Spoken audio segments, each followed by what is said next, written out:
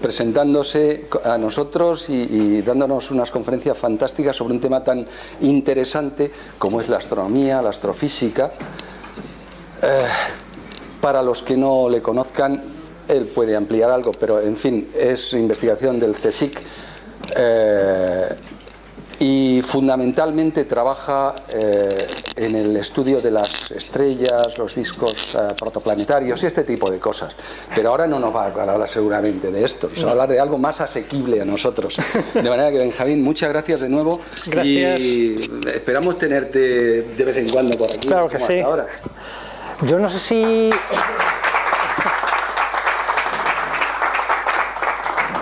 ¿Me oís bien o hablo con el micrófono? ¿Me oís bien así? Bueno, si se me va la voz, yo de momento prefiero sin micrófono.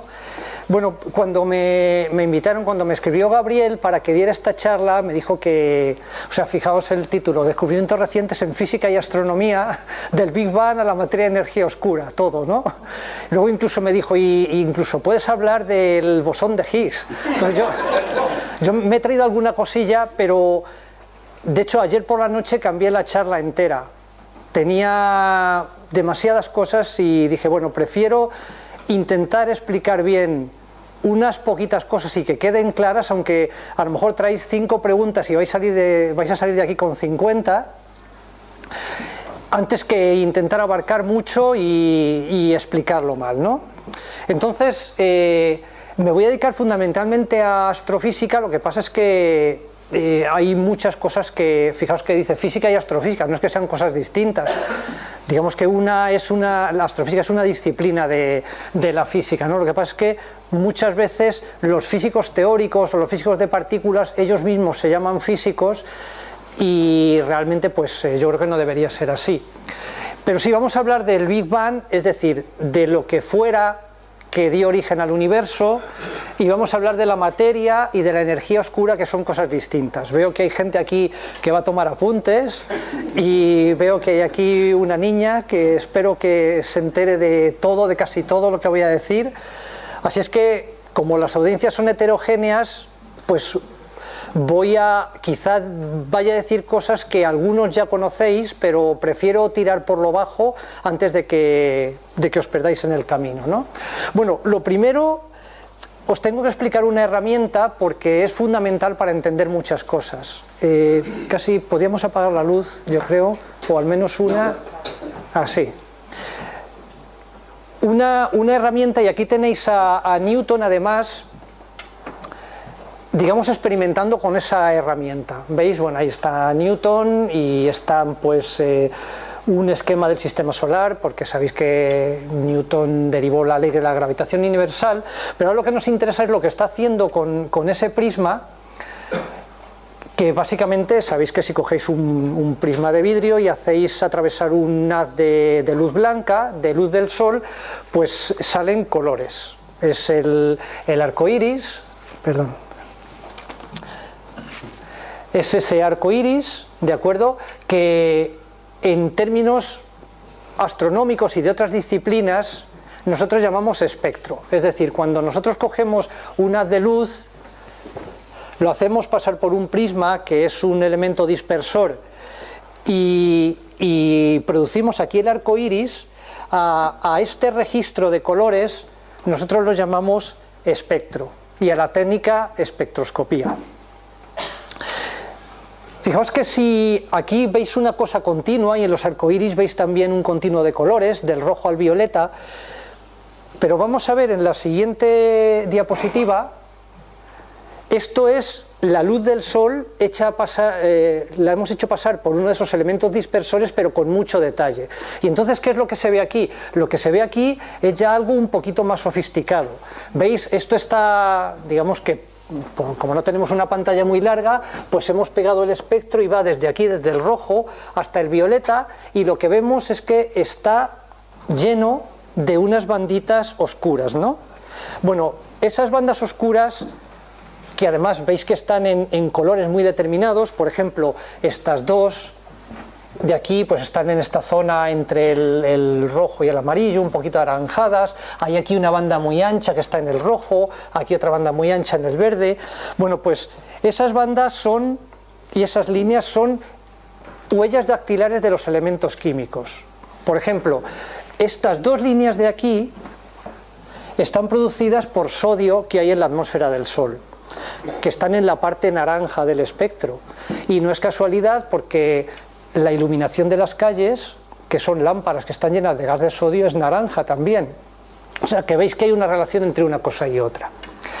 Bueno, ¿para qué valen estos espectros? Pues valen para un montón de cosas. Fijaos que la astronomía es una ciencia visual, pues uno dice, bueno, voy a enfocar un telescopio al cielo y tomo fotografías, imágenes del Sol, de los planetas, de la Luna, de las galaxias, pero podemos dar una vuelta de tuerca más porque esto lo que nos permite es, yo cojo una estrella o una galaxia que esté muy lejos, a 10.000 millones de años luz, es decir, que la luz ha tardado 10.000 millones de años en llegar a nosotros, disperso su luz, veo dónde están las huellas dactilares de estos elementos químicos, las comparo con medidas que he hecho en el laboratorio y puedo saber la composición química, puedo saber si hay campos magnéticos, puedo saber a qué velocidad rota, puedo saber si hay campos magnéticos muy intensos o no, puedo saber si lo que yo estoy viendo es un punto que está tan lejos que mi telescopio no lo puedo hacer grande, puedo saber si allí hay más de un objeto orbitando. O sea, esto es una herramienta muy potente y ahora veréis por qué. Fijaos, estos son galaxias, esto es lo que... muchas gracias. Muy bien, muchas gracias.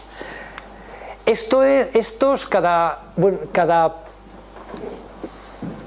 grupo de estos puntos luminosos un poquito más grandes que veis aquí, este que tiene forma espiral, esto que tiene una forma así como una lentejita puesta de canto, estos son galaxias, que es lo que los cosmólogos, que son los astrónomos que se dedican a estudiar el origen y evolución del universo, dicen que son los bloques que constituyen el universo.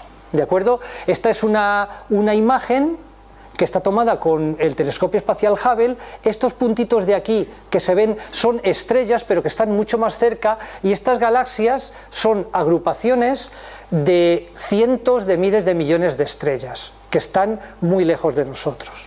¿De acuerdo? ¿Por qué os enseño esto? Bueno, pues porque si nos tenemos que retrotraer a la década de los años 20 del siglo pasado para entender unas observaciones que fueron fundamentales a la hora de entender cómo es el universo, cuál es nuestra idea del universo. Entonces aquí tenéis a Edwin Hubble, que es este astrónomo que hay aquí, y este es un ayudante suyo, Humason, y aquí tenéis pues un telescopio pues bastante grande para la época, que estaba en el observatorio de Monte Palomar, y entonces este hombre lo que hizo fue observar galaxias que estaban en muchas partes del cielo, es decir, estas agrupaciones de estrellas que son muy lejanas a nosotros, y entonces lo que hizo fue tomar espectros, es decir, cogió la luz de las galaxias, la dispersó y vio esas huellas dactilares de los elementos químicos, y entonces pues vio unas cosas bastante sorprendentes. Pues vio, por ejemplo, que las galaxias que estaban más cercanas, había aquí estas dos líneas, bueno, aquí hay dos banditas que no veis, pero si pintáis aquí intensidad frente a color, esto sería azul y esto sería el rojo, ¿de acuerdo? Es lo que dice aquí longitud de onda. Pues aparte de otras cosas, las galaxias que estaban más cercanas presentaban aquí dos banditas que con medidas de laboratorio nosotros sabemos que están causadas por calcio. Es decir, esa galaxia tenía calcio. Olvidaos de que es calcio. El asunto es que en galaxias muy cercanas estas dos líneas aparecen con los mismos colores en los que aparece si hacemos un análisis de calcio en laboratorio en Tierra. Pero fue observando galaxias cada vez más y más lejanas, eran objetos más débiles, hay formas de determinar las distancias a las galaxias. ¿Y qué sucedió? Pues que estas dos líneas y otras más que había en el espectro de la galaxia, curiosamente no aparecían en el color que le correspondía. Es decir, cuanto más alejada estaba una galaxia, este peine de líneas y todas las demás que había en el espectro aparecían movidas hacia el rojo. Para los que hayáis leído un poquito ya sobre este tema, esto es lo que luego se dio en llamar corrimiento al rojo de las líneas, o corrimiento al rojo de las galaxias. Bueno, ¿y cómo interpretó Hubble estas medidas? Bueno, pues vosotros a diario, todos los días, y aquí en una ciudad grande además muchas veces, estamos acostumbrados a un fenómeno que es que cuando pasa al lado de ti un coche de bomberos, una ambulancia, un coche de policía y se aleja, ¿qué es lo que oímos? Cuando viene hacia nosotros la frecuencia del sonido se hace más aguda y cuando se aleja de nosotros, ¿de acuerdo? Pues eso es un efecto similar al que hace la luz. O sea, la longitud de onda, el color se hace más rojo cuanto más deprisa se esté alejando un objeto de nosotros. Se tiene que alejar con velocidades muy grandes. Fijaos que cuando se hace el cálculo, pues estas dos líneas que aparecen aquí en el rojo para esta galaxia, pues la galaxia se tiene que estar alejando de nosotros a una velocidad de 61.000 kilómetros por segundo, que eso es una velocidad bastante grande. ¿Os habéis quedado con el concepto? O sea, básicamente lo que este hombre vio es que observando galaxias que estaban, es decir, estos bloques que constituyen el universo y que están a distintas distancias de nosotros, lo que vio es que todas las galaxias se alejaban de nosotros. Es decir, esos peines de líneas, esas huellas dactilares de los elementos químicos, todo eso estaba movido hacia el rojo. Y la explicación que se le dio es, si yo tengo una fuente luminosa que se está moviendo, y sucede lo mismo con el sonido, pues entonces puedo interpretar como un movimiento en velocidad. Si las galaxias se estuvieran acercando hacia nosotros, esas huellas dactilares, esas líneas que hay en los espectros, estarían movidos hacia el azul. Entonces, fijaos, la conclusión fue, todas las galaxias se alejan de nosotros. Y entonces uno puede hacer el razonamiento, a ver, si yo estoy mirando hacia allá, hacia allá, hacia allá, hacia allá, hacia allá, y todo se aleja hacia nosotros, entonces, si yo le doy la vuelta a la película al revés, en algún momento todas las galaxias estarían donde estamos nosotros ahora, ¿no? Y entonces una conclusión a la que uno puede llegar así es que estamos en el centro del universo, ¿no? Lo cual es casualidad. O sea, estamos justo en el lugar donde al darle la vuelta a la película, al cabo de unas decenas de miles de millones de años, todo el material estaba aquí. Bueno, eso realmente no es cierto, ya sería mucha casualidad que estuviéramos en el centro del universo, y ahora veréis un símil bastante fácil de entender de por qué eso no es así. Pero fijaos, aquí tenéis un esquema de todo lo que hemos dicho. Esta es nuestra galaxia, la Vía Láctea, que es donde vivimos. Nuestra galaxia, por cierto, pues tiene un diámetro de 100.000 años luz, es decir, que si aquí hay un astrónomo dando una charla en un planeta en este lado y lanza un rayo láser y hay aquí alguien supuestamente con un espejo para recoger esa señal del rayo láser, pues la luz tardaría 100.000 años en recorrer la galaxia, ¿de acuerdo? Y nuestra galaxia pues tiene 200.000 millones de estrellas y nosotros estamos aquí en un planetita que está más o menos a 30.000 años luz del centro de la galaxia. Y aquí fue desde donde Hubble midió las velocidades de todas estas galaxias y lo que vio es que todas las galaxias se alejan de nosotros y vio además una cosa más, y es que cuanto más lejos está la galaxia, a más velocidad se aleja. Por eso he pintado esta gráfica y en esta distancia que es más cortita, la flecha de la velocidad es más cortita y en esta distancia que es más grande, la velocidad es más grande. Y entonces eso lo enunció él con esta ley tan simple que dice: la velocidad es una constante multiplicada por la distancia. Veis que si esta distancia es el doble, esta velocidad será el doble, porque este numerito de aquí es constante y esta constante que lleva h0 pues se conoce como constante de Hubble. ¿De acuerdo? Quedaos con esa formulita de aquí porque luego cuando hablemos de la energía oscura la vamos a utilizar un poquito. Esto de que estemos en el centro del universo, bueno, pues fijaos en esta transparencia que además he puesto que se expanda adrede, Imaginaos que nosotros estamos en esta galaxia de aquí y que estamos observando las galaxias estas que hay aquí alrededor. ¿Qué sucede si todas las galaxias aparentemente desde nuestra posición se alejan de nosotros? Pues veis que estas distancias se van haciendo cada vez más grandes, ¿vale? Si la niña hincha el globo más, este es un símil de que nuestro universo fuera un globo, pues entonces estas distancias se van haciendo cada vez más grandes. Pero es que si nos colocamos en esta galaxia de aquí y miramos todas las de alrededor, resulta que estas distancias se hacen cada vez más grandes, ¿vale? Y si nos situamos en esta galaxia de aquí y el globo se infla, esta distancia, esta y esta se hacen cada vez más grandes. Entonces, con este símil tan sencillo, uno ve que nuestro punto de observación no es un punto de observación privilegiado.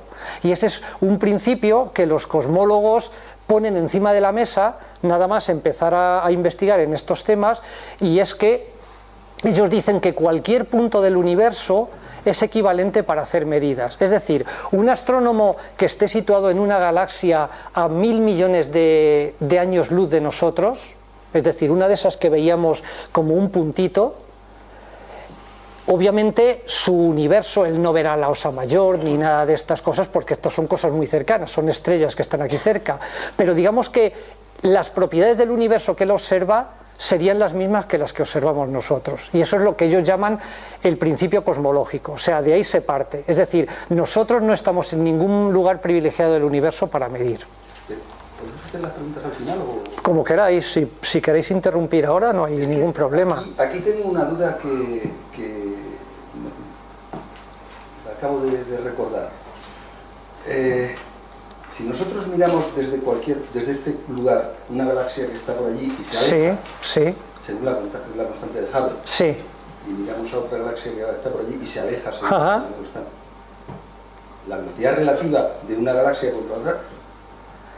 Es que ahora, o sea, la velocidad relativa, pero tú te tienes que subir a la otra galaxia para, o sea, sí, aquí lo que importa que, o sea, por eso a veces divulgar estas cosas tiene sus pequeñas cosas. Este símil del globo está muy bien, pero tiene sus trucos y sus problemas, y ahora os los contaré.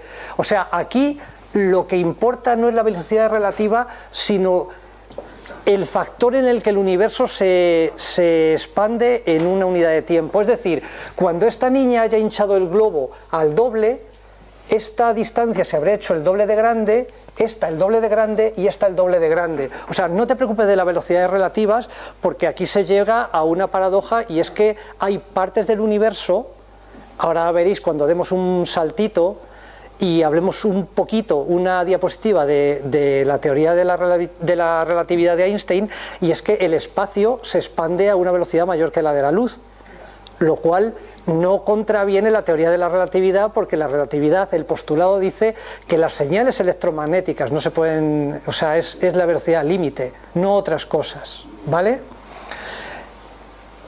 Entonces, fijaos, desde cualquier galaxia se ven alejarse todas las demás. Entonces, el comienzo, el Big Bang, o sea, lo que ocurriera al principio, que no lo sabemos, o sea, ahora sí, ahora podemos darle, si queréis, veis, este es nuestro universo. Ahora, imaginaos que nosotros somos unos seres planos que nos estamos moviendo en la superficie de este globo, ¿de acuerdo?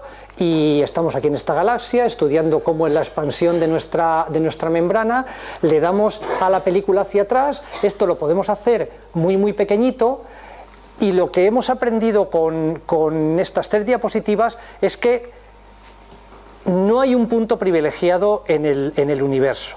Entonces, cuando vosotros hay veces que miráis un vídeo y dice, pues vídeos del Big Bang, ¿no? Y entonces parece que hay aquí un punto, y además lo dicen, hay algunos libros que lo dicen, y algunos artículos divulgativos que dicen, en el comienzo toda la materia del universo estaba en un punto, y además se ve el punto ¡pua! Y explota, y de hecho luego yo os enseñaré una animación que hace ese símil. Bueno, eso no es verdad, o sea, quitado lo de la cabeza, lo cual genera preguntas. ¿Por qué? Porque si fuera de verdad, tendríais un punto, que ya es un punto privilegiado en el universo, que explota, con lo cual, imaginaos que esto se está expandiendo y vosotros os colocáis al cabo de unos cuantos cientos de millones de años en una galaxia que esté aquí en el borde, colocáis una pancarta y decir, esta es la última galaxia del universo. Entonces miráis hacia allá y no veis nada, miráis hacia acá y veis todo el universo, y eso no sucede, ¿vale? Entonces, claro, esto presenta problemas conceptuales, porque la gente, como vosotros, y yo también en algún momento, pues me pregunté, ¿y contra qué se expande el universo? Y eso es lo malo de estos símiles en dos dimensiones, porque tú, este globo, tú lo ves expandirse contra algo, pero lo ves expandirse contra algo que está en una dimensión más, porque aquí os he dicho, imaginaos que vosotros sois seres planos que os estáis moviendo en la superficie de ese globo, pero vosotros no tenéis conciencia del arriba, ¿no? Y luego esto también tiene otro problema, ¿por qué? Porque el centro de expansión de este universo está fuera del universo, está en el centro del globo. Por eso estos símiles son buenos para ciertas cosas y son malos para otras. Ahora os podéis encontrar, si miráis algunos libros de divulgación un poquito avanzada, os podéis encontrar la siguiente frase, que esto daría para otra charla, que si queréis la doy el año que viene. Y dice, el universo, tal cual, esto lo dicen los físicos cuánticos, dice, el universo se creó a partir de una fluctuación cuántica del vacío. Punto. Cierro comillas, ¿no? ¿Eso por qué? Pues porque, haciendo un paréntesis, en la física moderna, el vacío, o sea, lo que nosotros entendemos como vacío, ¿qué sería? Pues fijaos, esta habitación le ponemos paredes de plomo para que no entre nada de radiación del exterior. Le ponemos unos sistemas de refrigeración que lo enfríen al cero absoluto, o sea, a menos 273 grados, y aquí gastamos todo lo que sea necesario.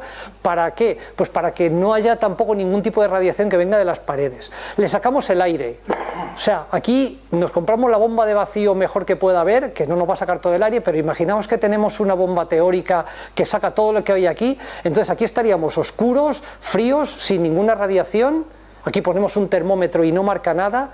Bueno, pues aún así, para los físicos teóricos, ese vacío tiene un cierto nivel de energía latente. Y se han hecho algunos experimentos donde efectivamente lo que ellos llaman esa energía del vacío se ha demostrado que existe, y entonces ahí se pueden crear, según los físicos cuánticos, partículas y antipartículas, y de ahí, de la nada, porque el vacío absoluto sería la nada, se puede crear un universo. Lo que pasa es que eso nosotros no sabemos qué pasó en el comienzo. O sea, si os cogéis, hay un libro que es antiguo, pero que es muy bonito, que se llama Los 3 primeros minutos del universo, que lo escribió Stephen Weinberg, que fue premio Nobel de Física. Él es un físico de partículas, y él nunca habla del instante en el que el reloj marca cero. Él dice, cuando el reloj marcaba 0,0000031 ceros segundos, entonces las condiciones del universo eran estas, pero nunca cuando t igual a 0, porque supuestamente en ese instante se creó el espacio y el tiempo. Hay teorías por ahí que dicen que no hace falta un Big Bang. Hay unas teorías que lo que están haciendo, y están todavía trabajándose mucho, es intentar unificar la relatividad y la mecánica cuántica, y te dicen que lo de un Big Bang es un poco complicado, porque es una singularidad en física donde las leyes de la física no funcionan, y te dicen que no hace falta un Big Bang, sino que este universo puede ser un rebote de un universo anterior, y no es necesario, para entender el universo tal y como es ahora, pues clamar que hay una gran explosión. Entonces, fijaos, desde el punto de vista de la relatividad general, Einstein dio un saltito más. ¿Por qué? Porque Hubble interpretó que eso que él veía de que la luz de las galaxias se hacía más roja cuando más lejos estaba, era porque las galaxias estaban viajando en el espacio. Y volver otra vez al símil este del coche de bomberos que se aleja de vosotros, y entonces la frecuencia se hace más corta y la longitud de onda del sonido, o sea, es más grave.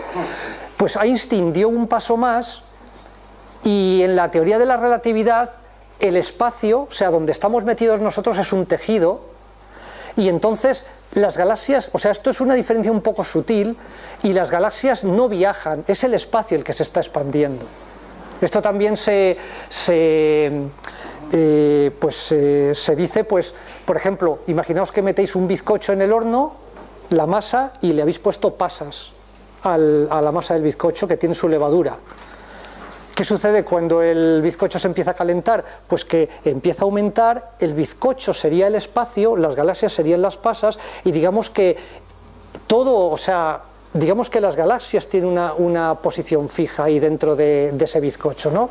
Y entonces es un poquito este diagrama de aquí, ahora os pondré otro, y entonces fijaos, el hecho de que cuando el universo se expande, aquí hay pintada una ondita, aquí también hay pintada una ondita en un trozo de goma, el hecho de que el universo se expanda, ¿qué hace? Hace que las ondas que están viajando por el espacio, que son ondas luminosas, como el universo se está expandiendo, lo que sucede es que esa longitud de onda se hace cada vez mayor y por eso la luz se hace más roja. Entonces, esa es la interpretación que Einstein, y desde Einstein, en 1915, que fue cuando se enunció la teoría de la relatividad general, pues es digamos, el paradigma en cosmología, es que el espacio es una especie de fibra, de tejido, y entonces las galaxias están ahí puestas, digamos, en estos, están pinchadas en estos cuadraditos,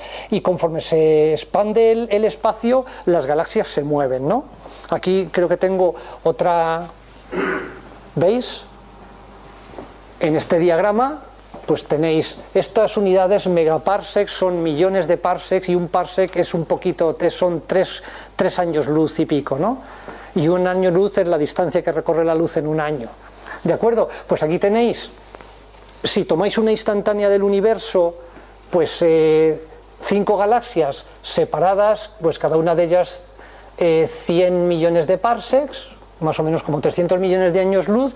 ¿Y ahora qué ha pasado? Pues el universo se expande un poquito y veis que, imaginaos que este es el tejido del universo, la tela sobre la que están puestos, el tapiz, y esa es la interpretación que se da de la expansión del universo. Es decir, el espacio no es algo ajeno, el espacio es algo que es dinámico, porque luego veréis, cuando hablemos un poquito sobre todo de la materia oscura, vais a ver que la materia le dice al espacio cómo se tiene que comportar, porque hay fenómenos que realmente son bastante ininteligibles si uno no entiende o no intuye bien esta concepción del espacio. Ahí en lo anterior, sí. ¿Es el tejido del espacio? Si es el tejido del espacio el que está, digamos, expandiéndose, Sí.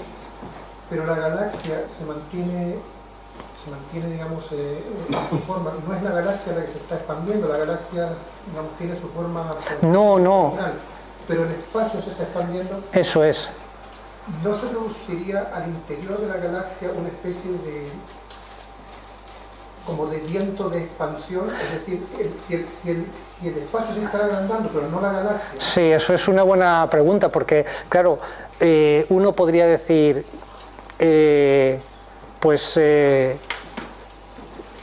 claro, entonces si por ejemplo hubiera habido humanos en algún sitio hace, pues cuando el universo tenía 7.000 millones de años, es decir, más o menos cuando el universo tenía la mitad del tamaño que tiene ahora, serían la mitad de nuestro tamaño, o sea, y los átomos de hidrógeno y todos los átomos, todo sería más pequeñito, a escala.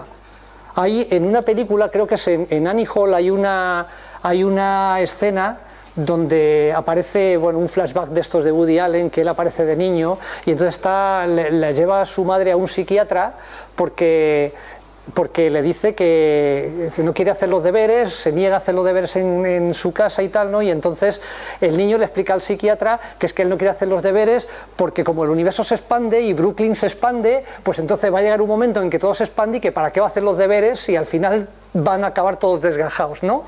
Y entonces el doctor dice que Brooklyn no se expande, y tiene razón, o sea, digamos que la expansión del universo funciona a niveles cósmicos muy grande. O sea, un átomo de hidrógeno no es ahora más grande de lo que era, porque hay fuerzas como son la fuerza de la gravedad interna o las fuerzas nucleares, que esas no han cambiado a lo largo del tiempo. Entonces, una galaxia en sí no se expande con la expansión del universo, y si se expande es imperceptible ese factor de escala. O sea, la verdad es que la pregunta tiene mucho sentido, pero digamos que uno tiene ese tejido del universo, pero los entes que hay materiales no se expanden. Es el espacio el que se expande, no los entes materiales. ¿Vale? Estos son preguntas y preguntas. Ahora todos saldremos con la cabeza como una lavadora de aquí. Bueno, este es un diagrama que explica un poquito cuál es la historia del universo desde ese momento en el que no sabemos lo que ocurrió. Aquí veis que dice, no sé dónde me he dejado fluctuaciones cuánticas en este momento, y fijaos que aquí se pone 10 a la menos 35 segundos, eso es un 0,34 ceros y un 1 en segundos, ¿vale?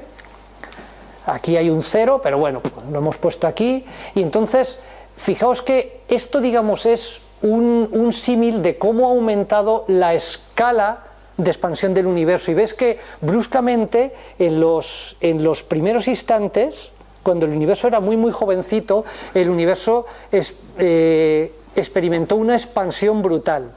O sea, en un periodo de tiempo cortísimo, que es del orden más o menos de este tiempo de aquí, la fracción de la fracción de la fracción de un segundo, el universo experimentó, eso es una teoría, pero que es una pieza del rompecabezas que se ajusta bien, un aumento de escala exponencial. O sea, pasó de que una distancia que fuera de este estilo aumentó en un factor 10 a la 50, es decir, un 1 y 50 ceros detrás. Eso es un fenómeno que se llama la inflación y que es necesario, no voy a entrar en el tema, para explicar por qué el universo actual es como es. Y entonces, ahora mismo la edad del universo estimada es alrededor de 13.700 millones de años, que no sé si lo veis por aquí. Y entonces en la edad del universo ha habido, digamos, hitos, ¿no? Y entonces uno de los hitos, y ahora os enseñaré una imagen, porque es la fotografía del universo más antigua que podemos tener, es cuando el universo tenía, bueno, aparte de todas estas cosas que sucedieron aquí, este fenómeno de inflación, la creación de los primeros elementos químicos, que al comienzo la tabla periódica era muy sencilla, solo tenía 3 elementos, hidrógeno, helio y un poquito de litio, y quizá había un poquito de boro. Los otros elementos químicos de los que estamos hechos no existían, ¿no? Y hay un momento aquí bastante crucial en la historia del universo, que es cuando el universo tenía 380.000 años. ¿Y ahí qué pasó? Bueno, pues antes el universo era una especie de sopa donde había partículas y había radiación, pero todo era tan denso que la radiación, o sea, las ondas, no podían escapar. Esto es como si, imaginaos que vais de compras a la calle Preciados el día, pues justo antes de Navidad, ¿no? Todo el mundo va a comprar regalos y tal, ¿no? Y aquello, pues no hay quien pase. Imaginaos, pues que todos tenemos un traje hecho de espejitos y que hay alguien con un puntero láser intentando que la luz llegue desde la Puerta del Sol a Callao. Imposible, ¿no? Enseguida pega en una persona, se refleja y tal, ¿no? Digamos que eso, técnicamente, en esta época de aquí, se llama que la radiación y la materia estaban acopladas.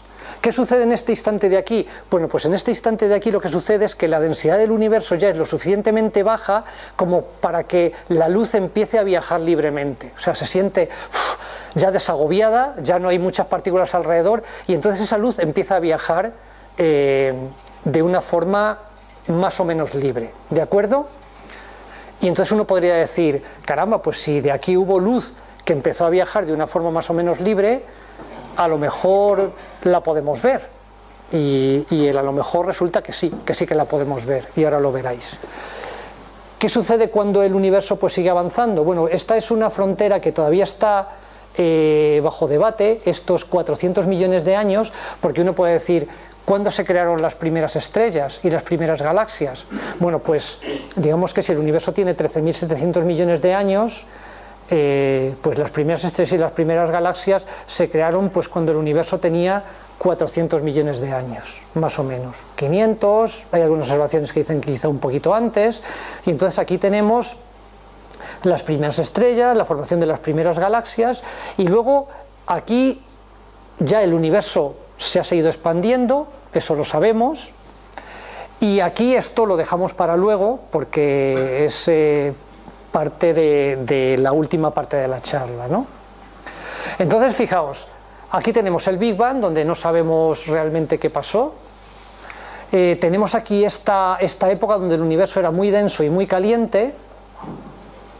Tenemos aquí esta barrera donde el universo ya era menos caliente y esa radiación se desacopló de la materia y empezó a viajar, y aquí tenemos la creación de las primeras estrellas, la formación de estructuras de las primeras galaxias, y bueno, y ahora habría que ver dónde estamos y a dónde vamos, que eso ya lo veremos un poquito después. Por favor, sí. ¿Esa representación de vaso es un vaso o es un globo? Ni es un vaso ni es un globo, o sea...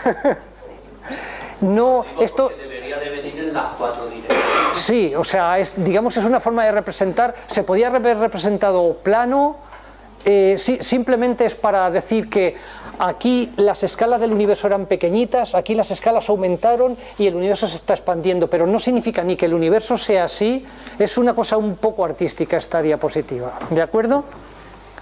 ¿Puedo hacer una pregunta? Sí. Es que siempre tengo dudas con lo de los 13.700 millones de años. Sí.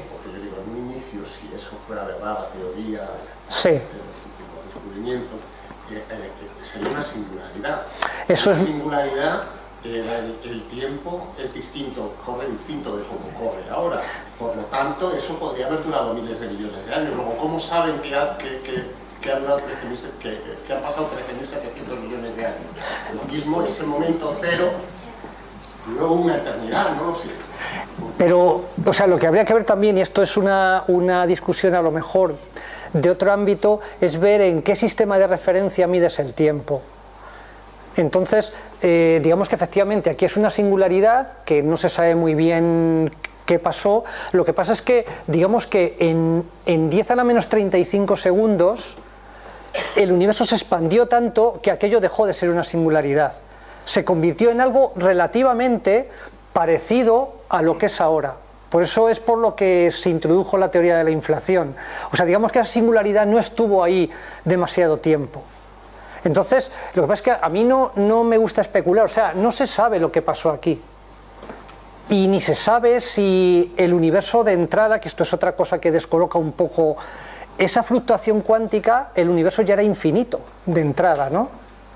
Entonces, digamos que yo lo que os querría explicar es, porque luego alguien me puede preguntar, ¿pero el universo es finito o infinito? Pues no se sabe. O sea, yo lo que te puedo decir es qué se ve en el universo, o sea, cuál es el universo observable y cómo es. Todas las medidas que hay ahora indican que el universo es muy posible que sea infinito, pero no se sabe, ¿vale? Bueno, pues, fijaos, a raíz de esta radiación que se desacopló, hago un paréntesis, ¿hay alguien realmente perdido? ¿No? ¿Vais siguiendo más o menos? O sea, aquí el... No, es que yo sé que esto no es fácil. O sea, esto no es sencillo, y yo no pretendo que salgamos todos de aquí entendiéndolo todo. De hecho, o sea, son cosas muy difíciles. Pero yo prefiero dar así este tipo de charlas, porque además yo sé que muchos venís con mucha frecuencia aquí, digamos que ya tenéis un cierto entrenamiento, o sea, no es la primera vez que venís a una charla de divulgación. Yo quiero que se os queden ideas y que aprendáis algo que a lo mejor no sabíais y que os vayáis con inquietudes, pero esto no es fácil, y yo desde luego lo que no voy a venir es a deciros que había un puntito y que explotó y esas zarandajas, ¿no? Lo que pasa es que, claro, el contaros un poco cómo realmente, entre comillas, son las cosas, pues cuenta, o sea, tiene sus problemas. Pues fijaos, a raíz de esta radiación, esta luz Y además, imaginaos estos símiles, ¿no? La luz se empezó a dar codazos con las partículas y dijo, ah, ya puedo viajar por ahí, ¿no? Y empezó a viajar. Bueno, pues a raíz de eso se han dado 4 premios Nobel y los primeros a estos dos señores, a Penzias y Wilson. ¿Por qué? Pues porque estos descubrieron una cosa muy curiosa. Luego hubo otros 2 en el 2006. Entonces, fijaos, estos son Penzias y Wilson, un poquito más... Penzias y Wilson, un poquito más jóvenes, y estos en el año 78 fue el premio Nobel, pero ellos lo descubrieron en el 64. Ellos, como ya se había lanzado el Sputnik y todo esto, pues los americanos estaban muy interesados en ver qué interferencias se podían producir en comunicaciones espaciales y tal, ¿no? Y entonces, pues estos estaban trabajando, son los 2 ingenieros, estaban trabajando en unos laboratorios de Estados Unidos que se llaman los Bell Laboratories, que son una factoría de premios Nobel, y entonces tenían esta antena así en forma de cuerno, y entonces ellos lo que vieron era que apuntaran donde apuntaran la antena, había un ruido parásito. En los que seáis un poco aficionados a esto, un ruido significa pues un ruido electrónico, un carraspeo, pues como cuando sintonizáis, o sea, ponéis una radio y no hay ninguna emisora sintonizada y hay un carraspeo y electrónico, ¿no? Y entonces pues dijeron, caramba, ¿y esto qué puede ser? ¿Una interferencia? Bueno, cuando apuntaban al centro de la Vía Láctea, pues ahí sí que veían más señal, pero bueno, apuntaban a otras zonas del cielo y veían una radiación, ese ruido no variaba, apuntar a la antena donde apuntaran, ¿no? Entonces miraron dentro de la antena y vieron que había un nido de palomas y dijeron, ah, habían hecho sus cositas ahí, ¿no? Habían un nido y en sus diarios anotaron que habían depositado, esto es muy eufemístico, material dieléctrico blanco en la antena, ¿no? Y entonces fueron, aquí está limpiando la antena, ¿no? Y nada, el ruido no desaparecía, volvieron, las palomas estaban otra vez allí y entonces las disuadieron por medios contundentes y el ruido seguía estando allí. Y entonces resulta que a muy poquita distancia de aquí, de New Jersey, está la Universidad de Princeton, y unos físicos unos años antes habían dicho que si el universo realmente se creó en una gran explosión, gran energía y tal, ¿no? Y el universo ahora sabemos que se está expandiendo, debe haber un eco fósil de esa radiación. Y entonces eso era lo que estaban viendo aquí estos señores. La radiación inicialmente, cuando se desacopló de la materia, era luz óptica, era luz amarilla. ¿Pero qué pasó? Eran onditas, imaginaos las onditas de luz, pero al expandirse el universo, ¿qué ha pasado? Pues que esas onditas se hicieron más y más grandes, y entonces en la actualidad, cuando nosotros las observamos, en vez de ser luz óptica, son ondas de radio. Y entonces esta luz, esto es lo que se llama, así es un nombre muy rimbombante, pero es muy bonito, se llama el fondo cósmico de microondas, ¿vale? De hecho, si cogéis una tele, vais a casa ahora, desenchufáis el partido y poned la tele en un canal donde lo que se vean son moscas allí en la pantalla, ¿no? Bueno, pues un 10% de las moscas que estáis viendo ahí vosotros en la pantalla es radiación cósmica que se produjo cuando el universo tenía 380.000 años. O sea que incluso la podéis ver, ¿vale? Bueno, pues fijaos, esta radiación que se observa en el rango de las microondas, esto es longitud de onda, esto es color, pero color, estamos más allá del rojo, ¿vale? La radiación, pues lo que nosotros vemos es del violeta al rojo, pero más allá del rojo está el infrarrojo, y más allá del infrarrojo están las ondas de radio, y las ondas de radio pues tienen, digamos que la longitud que hay entre 2 crestas de ondas de radio en esta radiación es del orden de milímetros, ¿no? Bueno, pues no os preocupéis de esta transparencia, esto lo que te indica es que el universo se ha expandido de tal forma que ahora mismo, si tomáis la temperatura en media del universo, el universo es muy frío. Claro, el Sol no está muy frío, las estrellas no están muy frías, pero el universo en sí, esa radiación que llena el universo, pues el universo está a 3 grados Kelvin, por eso a veces, es decir, menos 270 grados centígrados, por eso a veces se dice que la temperatura del universo pues es 3 grados Kelvin. Bueno, Penzias y Wilson lo que vieron es que apuntaran donde apuntaran la antena, esa radiación tenía las mismas características. Ellos no veían ninguna diferencia entre apuntar aquí y apuntar aquí. Su carraspeo electrónico, pues claro, su antena tenía unas ciertas limitaciones, ¿no?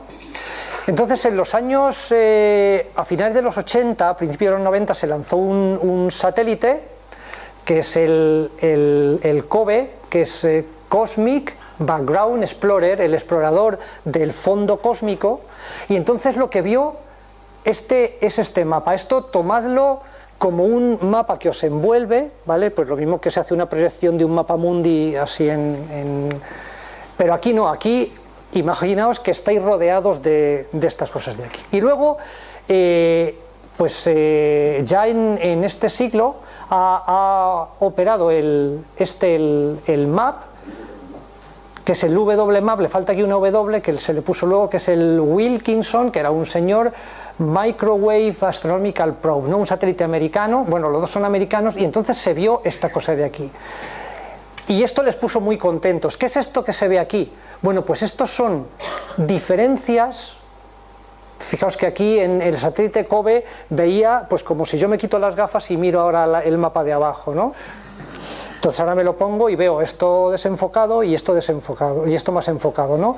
Bueno, pues aquí lo que se ven son diferencias mínimas, si queréis, de densidad o de temperatura entre unos puntos y otros, pero diferencias que significan que si la temperatura de esta radiación corresponde a 2,72 grados Kelvin, la temperatura de esta radiación de aquí corresponde a 2,7299999, a lo mejor una parte en 100.000, ¿vale? Bueno, ¿y esto por qué les puso tan contentos? Encontrar que la radiación esta de fondo no tenía las mismas características en todo el cielo. Pues les puso contentos porque, digamos que lo mismo que nosotros podemos apreciar rasgos de una persona en estado embrionario, estas digamos irregularidades que hay aquí en la radiación de fondo son los embriones de las galaxias que se formaron posteriormente. O sea, si el universo, si esta radiación, mirándola con todo detalle, no hubiera tenido ninguna irregularidad, significaría que el universo, conforme se expande, no podría haber formado estructuras. Entonces, digamos que aquí, en estas zonas donde la densidad es mayor, es donde se forman galaxias, y en estas zonas donde la densidad es menor, se forman menos galaxias. ¿De acuerdo? Entonces, aquí os pongo esto técnicamente. Se llaman anisotropías, es decir, diferencias dependiendo de la dirección. Entonces, las diferencias en la radiación de fondo descubiertas por COBE en los 90, refinadas por WMAP y por Planck, ahora os enseñaré los resultados de ese satélite, son los embriones o las semillas de las que millones de años después nacieron las primeras galaxias. Entonces, fijaos, antes os he puesto estos dos premios Nobel, se lo dieron a Arno Penzias y Wilson en el 78, y en el 2006 se lo dieron a John Matter y a Smoot, que fueron los investigadores principales del satélite COBE, ¿de acuerdo? De este satélite de aquí. Y esto es una imagen que, si os dais cuenta, incluso tiene un grano más fino que esta imagen de aquí de WMAP, que la ha logrado un satélite, que es la misión Planck de la Agencia Espacial Europea, que es una misión que se lanzó en 2009 y que lo que ha estado haciendo durante estos 3 años y pico es mirar al cielo y hacer un scan del cielo y mirar y acumular datos para ver cómo es la estructura de esta radiación de fondo. Esta radiación de fondo está llenando esta habitación. Es como si alguien hubiera gritado en aquella época y ese sonido está viajando por el espacio, y claro, ahora mismo estaríamos recibiendo sonido, no es sonido, son ondas electromagnéticas, pero es para hacer un poco el símil, y lo podemos recoger con antenas en tierra, con antenas en el espacio. Entonces, este mapa de la misión Planck de la Agencia Espacial Europea, que esto es un descubrimiento, o sea, esto es muy muy nuevo, porque esto se dio a conocer el 23 de marzo pues hace justo un mes hoy, y entonces aquí podéis ver, pues aún con más detalle, estas diferencias de temperatura y de densidad entre unas zonas y otras. Pero fijaos, aquí se ha empleado una codificación en color, pero las diferencias que hay entre estas zonas donde hay más densidad o más temperatura y estas de aquí es de una parte en 100.000 o de una parte en medio millón. O sea, son medidas muy finas. Bueno, ahora la pregunta. Ya hemos hablado algo del Big Bang, de qué pasó, de descubrimientos acerca de esa radiación fósil que confirma un poco esa teoría de la gran explosión, pero bueno, ¿de qué está hecho el universo? Bueno, pues aquí, ¿de qué estamos hechos nosotros? Pues estamos hechos, pues fijaos, el agua de esta botella pues tiene hidrógeno, y el hidrógeno que hay aquí, el hidrógeno se creó hace 13.700 millones de años, porque todo el hidrógeno que hay en el universo se creó en los primeros segundos de existencia del universo. Pero os he dicho que al principio del universo solo había 3 elementos químicos: había mucho hidrógeno, un poquito menos de helio, y había un poquito de litio y quizá un poquito de boro. ¿Dónde se ha creado el oxígeno y todos los elementos químicos que forman pues todo esto y lo que nos rodea?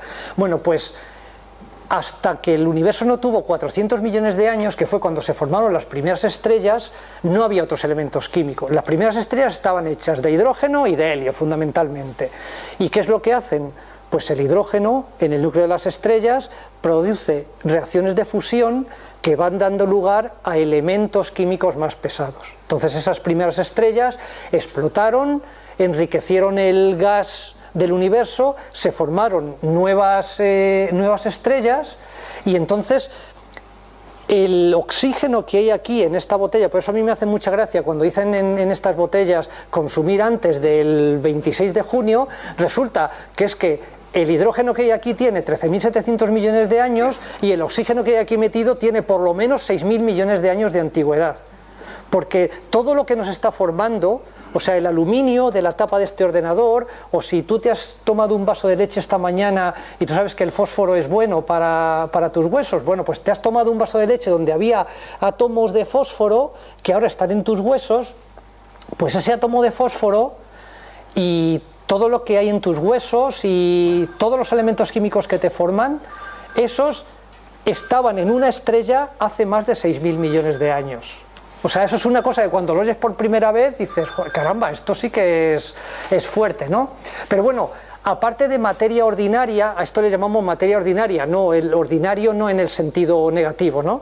Sino de decir, pues la materia a la que estamos acostumbrados, es decir, materia formada por átomos, moléculas, protones, electrones, neutrones y a su vez por quarks, que bueno, eso habría que explicarlo también un poquito.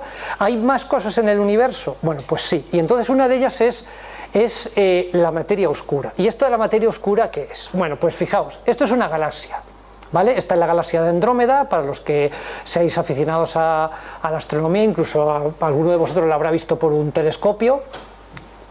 Y entonces, justamente tomando espectros, pues por ejemplo, si tomamos un espectro de la luz que viene de las estrellas de aquí y tomamos un espectro de la luz que viene de las estrellas de aquí, podemos saber cómo se mueve. O sea, podemos ver que las galaxias, en concreto estas galaxias que son galaxias espirales, porque tienen aquí un núcleo central formado por muchas estrellas y los brazos espirales, bueno, pues esa galaxia está rotando. Y entonces, mediante el estudio de esas líneas que aparecen en los espectros, podemos saber a qué velocidad rota y podemos hacer un mapa de velocidades. Entonces, fijaos, aquí pintamos en esta gráfica velocidad de rotación y aquí distancia desde el centro de la galaxia. Y entonces, fijaos, si solo hubiera materia normal, como nosotros sabemos gracias a Newton, la ley de la gravitación universal, y gracias a Kepler, cómo se tiene que mover pues, una estrella que esté atraída por un montón de masa aquí, pues los astrónomos, hay muchos astrónomos que son muy listos y saben calcular cuánta masa da lugar a esta luz. Pues fijaos, si solo hubiera materia normal, formada por los elementos químicos que conocemos nosotros, la velocidad de rotación de una galaxia tendría esta pinta de aquí. Es decir, estrellas que están muy lejos rotarían muy despacio. Esto imaginaos el sistema solar, los planetas que están más cerquita pues como Mercurio da una vuelta al Sol cada 85 días, ¿no? Y Plutón, pues da una vuelta al Sol cada 200 años. Y eso nos lo dice un calculito relativamente sencillo de la ley de gravitación universal. Entonces, si aquí tenemos un montón de masa, pues una estrella que esté por aquí debería ir muy muy despacito. Bueno, pues esto es la curva de velocidad esperada, y en cambio lo que se observa es que conforme nos alejamos del centro de la galaxia, estas velocidades son muy constantes. Entonces, ¿eso qué significa? Significa que aquí pasa algo, o sea, o que estamos calculando mal la masa que hay aquí, la masa de gas y de polvo, que la podemos inferir, y entonces después de darle muchas vueltas a este tema, a lo que se llegó es a que todas las galaxias tienen un halo de materia que no emite luz, y que es materia muy extraña porque ni emite luz ni la refleja, y eso es a lo que se le dio en llamar materia oscura. Se han desechado hipótesis porque hay gente que no se lo creía y decía, bueno, lo que sucede aquí, y de vez en cuando salen teorías y no hay que darlas de lado, sino que, bueno, hay que tenerlas en cuenta, pero bueno, parece que todas las evidencias en ciencia se mueven hacia un sitio y de momento pesan en ese lado de la balanza hasta que no se demuestre lo contrario, ¿no? Y entonces, ¿qué sucede? Pues que la teoría, y estos son medidas de los años 70 en adelante, o sea, quizá lo de nuevos descubrimientos que aparecía en el título, pues habría que haberlo matizado un poco, pero claro, no se pueden explicar cosas nuevas a veces sin explicar cosas antiguas, ¿no? Entonces, a la pregunta de si solo hay en el universo materia ordinaria, pues la respuesta es que no parece ser el caso. Alguna clase de materia oscura, y cuando se dice materia oscura es eso, materia que no emite, materia que no refleja ningún tipo de luz, es necesaria para explicar la curva de rotación de las galaxias. Y entonces, pues fijaos, hay efectos que se predicen a partir de materia oscura y también de materia luminosa. Por ejemplo, imaginaos que nosotros estamos aquí en la Tierra y que tenemos aquí pues una galaxia que se interpone entre nosotros y una galaxia que está mucho más cercana, mucho más lejana. ¿Veis? Aquí dice objeto distante, una galaxia, olvidaos de momento de esto del lente, y nosotros estamos aquí. Bueno, ¿qué sucede cuando nosotros tenemos esa configuración? Bueno, pues esto, que es una predicción de la teoría de la relatividad, lo que dice es que este objeto, que es un objeto muy masivo, deforma al espacio, que es un tejido, y entonces lo que sucede es que las trayectorias de la luz ya no son líneas rectas, sino que están marcadas por cómo se deforma el espacio en torno a este objeto. Entonces, la predicción de la teoría de la relatividad es que si estos tres objetos están en la misma línea, nosotros lo que deberíamos ver es la luz de este objeto así en forma de anillo. Por eso dice aquí una imagen en forma de anillo de Einstein. Y si no están alineados los objetos, pues entonces veríamos imágenes del mismo objeto, ¿de acuerdo? Y entonces esto se observa, perdón,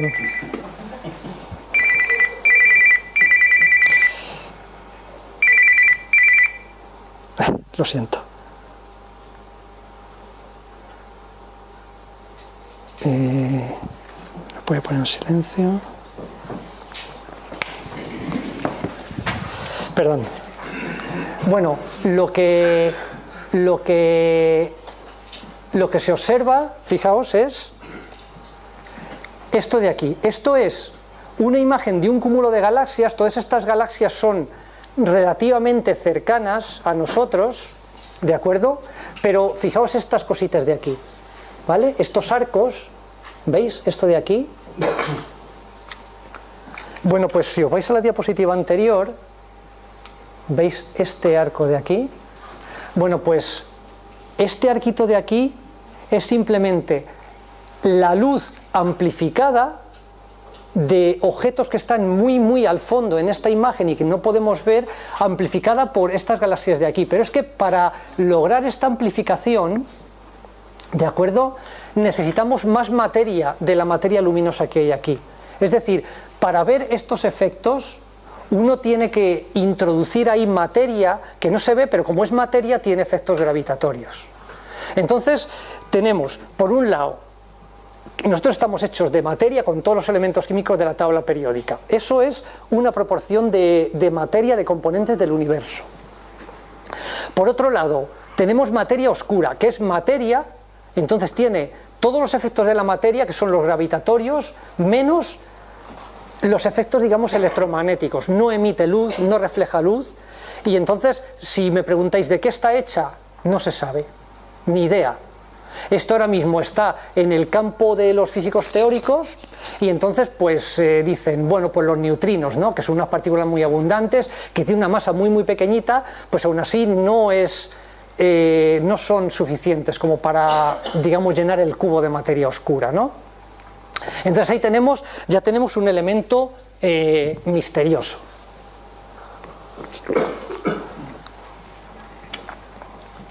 Bueno, y eso es todo. Bueno, antes estábamos comentando un poquito, bueno, en broma y un poquito en serio, que curiosamente hoy en Madrid pues yo tengo una competencia brutal, porque ahí en la Fundación BBVA está dando una charla, un premio Nobel, uno de los 3 premios Nobel al que se lo dieron en el año 2011, que fue el que trabajó en esto que voy a describir ahora. Entonces vosotros habéis venido a verme a mí, con lo cual me siento muy honrado, pero claro, los podemos haber ido todos a escuchar a ver qué nos contaba, ¿no?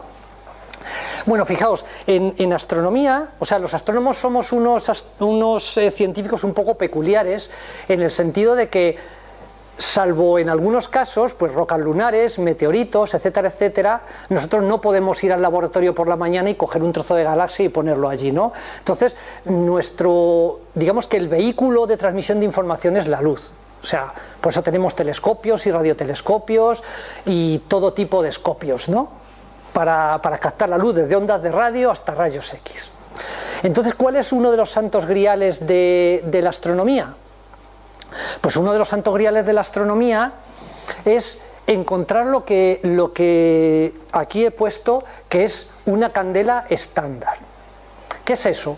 Bueno, pues es encontrar un objeto en el universo que tenga unas propiedades tales que, aunque yo lo vea muy lejos, sea igual que objetos que tenga muy cerca. Es decir, es encontrar la bombilla de 100 vatios estándar. ¿Por qué digo esto? Porque si yo sé que una bombilla tiene 100 vatios, y entonces, pues Ángel tiene aquí la bombilla, y yo puedo medir la distancia de aquí a Ángel, y son 2 metros, y él tiene la bombilla en la mano, y yo tengo un detector para saber cuánta energía me llega, entonces, si el universo estuviera lleno de bombillas de 100 vatios, yo tendría un medidor de distancias fantástico, porque imaginaos que ahora esta bombilla de 100 vatios os la lleváis ahora cuando sea de noche, os la lleváis por esa calle y me decís, ¿a qué distancia estoy? Ah, pues está chupado, porque yo cojo mi medidor de energía y sé que si cuando la bombilla estaba a 2 metros yo recibía una energía la que fuera, ahora puedo hacer una cuentecita muy fácil y saber, sin necesidad de regla, a qué distancia está el objeto astronómico. Bueno, pues eso que se ha buscado durante mucho tiempo, resulta que parece que lo encontraron estos astrónomos que le dieron el premio Nobel. Y esos son supernovas del tipo 1, esto es un 1, en números romanos A.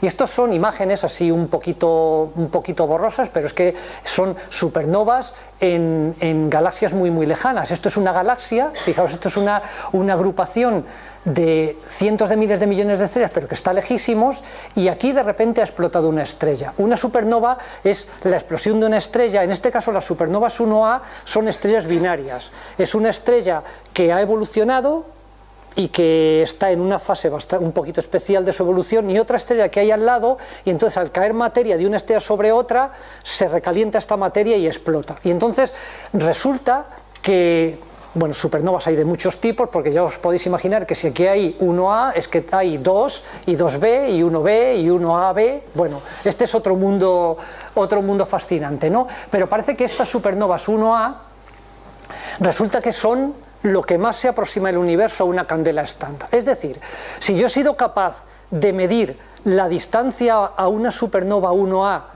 en una galaxia cercana, y eso ha ocurrido, entonces tengo resuelto el problema de distancias en el universo, porque miro una galaxia muy lejana, veo explotar una de estas supernovas, mido su energía, la comparo con la de la galaxia cercana y entonces puedo hallar la distancia. O sea, en principio es fácil, ¿no? Y entonces, ¿qué pasó? Cuando estos equipos, hubo dos equipos, voy a adelantar un poquito, ahora vuelvo a esta transparencia, y entonces estas dos personas, Saul Perlmutter estaba en un equipo y estas dos personas estaban en otro, ¿no? Y este es el premio Nobel que viene hoy a dar la charla en Madrid. Bueno, pues ¿qué sucedía? Fijaos, hay dos formas para calcular las distancias en el universo. Antes teníamos una, y por eso os he dicho, cuando veíamos un poquito la ley de Hubble, os he dicho, quedaos en la cabeza con esa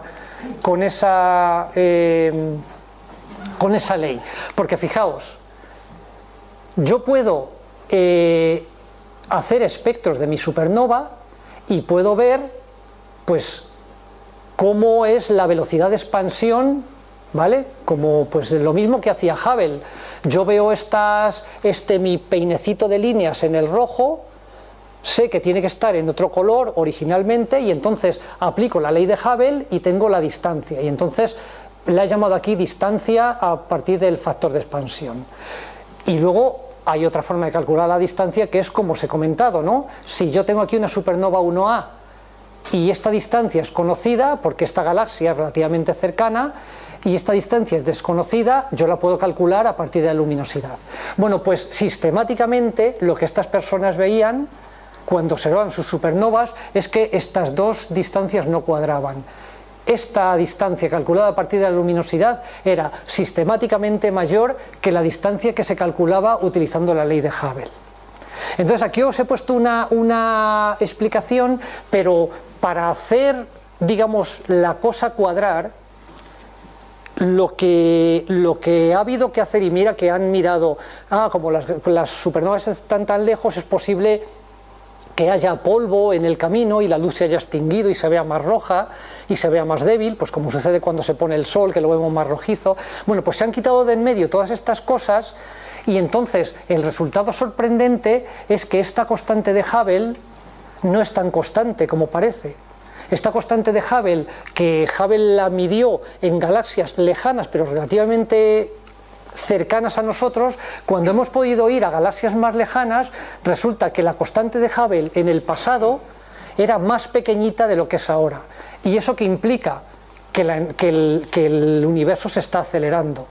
Porque si la constante de Hubble en el pasado era más pequeña que la que es ahora, la velocidad de recesión de las galaxias en el pasado es más pequeña de lo que es ahora. Si tomáis la ley de Hubble, que la velocidad es una constante por la distancia. O sea, aunque esto quede un poco nebuloso porque es un poco técnico, esto sucedió en el año 98, o sea, en el año 98, antes del año 98, el problema de los cosmólogos era, vale, hay materia oscura y hay materia ordinaria, ¿no? Entonces, ellos querían saber cuánta materia había en el universo. ¿Cuánta materia hay en el universo? Porque si el universo tiene mucha materia, es posible que la expansión se vaya a parar en algún momento. Si el universo tiene poca materia, entonces la expansión del universo puede continuar indefinidamente, ¿no? Ese era, digamos, el problema que ellos tenían en la cabeza. Pero en el año 98, cuando se descubrió esto, había un problema adicional, y es que, ¡qué caramba!, es que ahora el universo resulta que se está expandiendo de forma acelerada con respecto a si, por ejemplo, lo miramos hace 5.000 millones de años. Entonces, ¿qué pasa? Pues que además de materia, el universo está relleno de algo que tampoco sabemos lo que es, y por eso se le dio el nombre un poco desafortunado, porque se confunde, de energía oscura, que tiene los efectos de una gravedad repulsiva. Es decir, o de una presión negativa que hace que las galaxias que antes se estaban alejando unas de otras a esta velocidad, ahora se están alejando a una velocidad mucho más grande. Entonces aquí ahora tenemos dos problemas. Uno es qué es la materia oscura, que no lo sabemos, y otro es qué es la energía oscura, que tampoco lo sabemos. Entonces aquí tenéis a los premios Nobel de física, y entonces fijaos, esto es un gráfico de cuál puede ser la evolución del universo dependiendo de cómo se comporte esta materia oscura y la energía oscura. Sobre todo la energía oscura, que parece ser que es digamos el el que tiene un papel predominante. Fijaos, antes de que se descubriera la materia oscura, uno de los escenarios que se barajaba era este, el Big Bang, digamos, esto que suba aquí y dice aquí, escala del universo, escala es que las galaxias se separan. Pues bueno, podía haber un momento en que la masa del universo era suficientemente grande como para que la propia autogravitación del universo, como la materia tiene efectos atractivos, parara la expansión y toda la película volviera hacia detrás. Entonces se llegaría aquí, pues se para la expansión y todas las galaxias se contraen y se llegaría a algo, pues esto es onomatopéyico, el Big Bang, la gran explosión, y esto también, el Big Crunch, ¿vale? Todo se aplasta. Pero cuando este nuevo elemento, la energía oscura, empezó a tomar importancia, pues sucede que este escenario ya no se contempla. Ahora los escenarios que se contemplan son escenarios donde o la expansión aumenta indefinidamente, o incluso este escenario, nosotros estamos aquí, dentro de no se sabe cuántos miles de millones de años, donde lo que suceda sea, esto del RIP tiene su cosa, ¿no? Esto no es del latín requiescat in pace, ¿no? Descanse en paz, aunque también esto sería, RIP en inglés es desgarrón, ¿no? Entonces esto sería que el universo se expande a tal velocidad que el espacio se rompe, ¿no? Y entonces eso sería el gran desgarrón, ¿no? Y creo que aquí tengo unos vídeos y fijaos, esto sería un vídeo de la expansión continua, ¿vale? Aquí tenéis, no se ve muy bien porque entra sol, pero si os fijáis en los vídeos, y bueno, os puedo pasar la presentación y os lo pasáis entre vosotros, aquí hay una trama, ¿vale? Que sería el bizcocho del que os he hablado antes, y entonces la expansión continua simplemente significa que esta trama se va a hacer más grande y las galaxias pues se van a ir expandiendo a un ritmo pues más o menos tranquilito, ¿no? Y entonces esto es lo que indica este vídeo, que es muy cortito, se expande, las distancias entre las galaxias aumentan. Y bueno, pues llegaría un momento en que un astrónomo, pues dentro de muchos miles de millones de años, lo que vería es que pues, las galaxias están mucho más alejadas de lo que estarían ahora, ¿no? El Big Crunch, o sea, este es un escenario, digamos, donde la materia domina sobre esa expansión acelerada. ¿Y entonces qué pasaría? Pues pasaría que llega un momento en que se ha parado la expansión y las escalas del universo, ¿veis?, empiezan a disminuir, crunch. Al final veis que ha ido todo a un punto, mentira, o sea, no, o sea, ese vídeo es un vídeo pictórico, ¿no? Ahora la expansión acelerada, pues aquí vais a ver, creo que un Big Bang, un punto explota, mentira, pero bueno, aquí las escalas aumentan primero despacito y luego todo muy acelerado, más acelerado que la expansión continua. Y este sería el gran desgarrón, ¿no? O sea, este sería un escenario donde un astrónomo que estuviera en una galaxia aquí y tuviera suficiente tiempo para observar, lo que vería es que la galaxia se desgarra y se rompe, o sea, veríamos la Vía Láctea partirse en trozos, ¿no? Y entonces, tranquila que esto si sucede va a pasar dentro de... No te asustes, pues, esto no es una... No, Sí, suena raro, ¿verdad?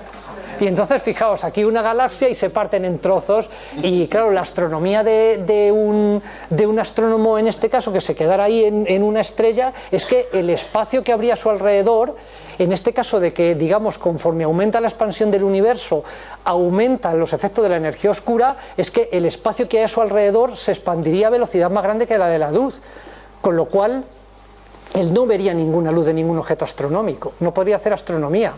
Esto es como, imaginaos que vosotros estáis en la meta de una carrera de 100 metros lisos y entonces dan la salida y viene Usain Bolt hacia vosotros corriendo, pero hay alguien que está tirando de la pista de atletismo a una velocidad mayor de la que corre él.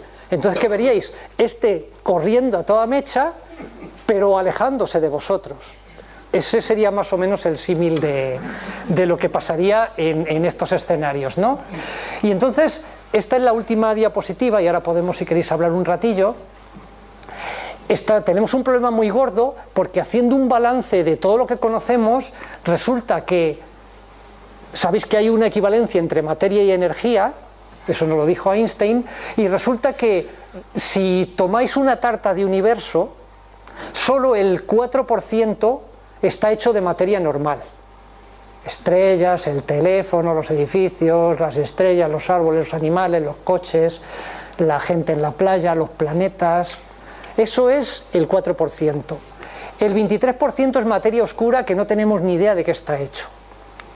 Y el 73% es energía oscura que tenemos menos idea todavía de qué está hecho. O sea que imaginaos cómo estamos. O sea, si tú quieres estudiar astrofísica, astronomía, anda que no tienes aquí para trabajar. Y esto es un campito de la astronomía. O sea, otros años he venido a hablar de planetas extrasolares. Dentro de no sé cuánto, tú seguro que lo verás, yo no sé si lo veré, pero tú lo verás, una noticia en internet o en la televisión donde te dirán que se ha descubierto vida en otro planeta. Y en eso también, pues bueno, cada uno estamos poniendo nuestras piececitas, pero esto de la cosmología es realmente apasionante porque es que no se sabe nada. O sea, ahora mismo la piedra también está aquí, o sea, la pelota, en el lado de los físicos teóricos, a ver si, por ejemplo, esta energía del vacío, a ver cómo se comporta el vacío, la mecánica cuántica, todo esto que es una cosa muy muy complicada, y luego pues, también pues la materia oscura, a ver si pueden encontrar indicios de qué tipo de partícula puede ser. Si leéis ya un poquito, hay materia oscura fría, materia oscura caliente, es decir, materia que se puede mover más deprisa, los neutrinos que se mueven a velocidades próximas a la de la luz. Eso sería materia oscura caliente, pero no es suficiente como para, digamos, llenar todo este pedazo de tarta. Entonces esto es lo que hay. O sea, os he dado bastantes ideas, seguro que traíais unas cuantas cuestiones y ahora tendréis muchos más, pero bueno, como os he dicho, es lo bueno. Nada, os agradezco la atención, me he pasado un poquito y ahora estoy dispuesto a contestaros lo que queráis y lo que buenamente pueda. O sea, yo quiero ser muy honrado con vosotros. Si no lo sé, no lo sé. Sí. Ser materia tiene energía también. Lo que pasa es que hay diferencia materia y energía. Sí, porque aquí digamos que lo que han hecho para poner las dos cosas entre... O sea, aquí lo que han dicho es... A ver, que han tomado una galaxia, ¿no? O muchas galaxias y han dicho, vamos a ver, ¿cuánta materia tenemos luminosa? O sea, la que, digamos, forma estrellas, y nosotros podemos saber más o menos cuántas estrellas hay de cada clase. Eso está muy, muy trillado. Materia oscura, ¿cuánta materia oscura necesitamos? Aunque no la veamos, como sabemos cómo rota la galaxia, podemos decir necesitamos tantos cubos de materia oscura aquí para echarle, y entonces esa materia, digamos que toda esa masa la dividimos entre c cuadrado y la convertimos en energía, ¿vale? Y entonces ahora decimos, energía oscura, ¿cuánta energía de alguna clase necesitaríamos para hacer que el universo se expanda de esta forma? Y entonces estamos comparando esa energía con masa transformada en energía. Entonces, efectivamente, por eso os he dicho que había una equivalencia entre masa y energía. En cualquier caso, lo que sí sabemos es los límites que tenemos actualmente de nuestro universo después del Big Bang. Lo que no sabemos es dónde se está expandiendo. ¿Esa materia oscura es la que está detrás de los límites teóricos? No, o sea, lo que tú has comentado, y perdona, permíteme que te tutee, o sea, no sabemos dónde están los límites de nuestro universo. Calculando la velocidad. No, esos son los límites de nuestro universo observable. ¿Vale? O sea, ahora mismo, digamos que en una de las galaxias, voy a ver si encuentro una diapo, porque esto sí que es curioso.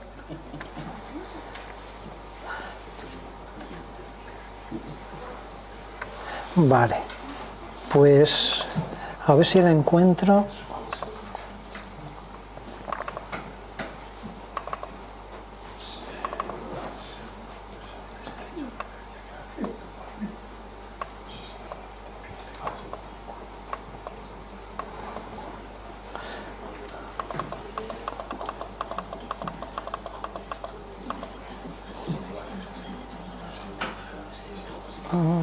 Espera, esta no está aquí.